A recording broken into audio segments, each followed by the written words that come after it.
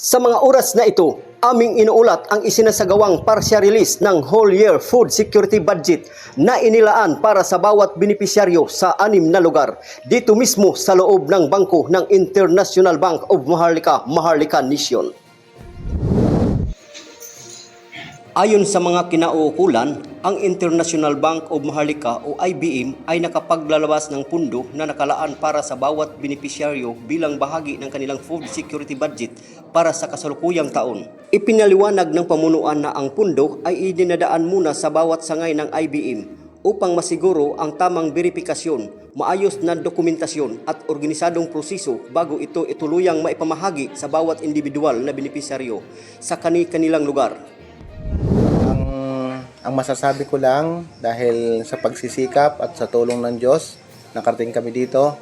Nagpapasalamat kami ng marami.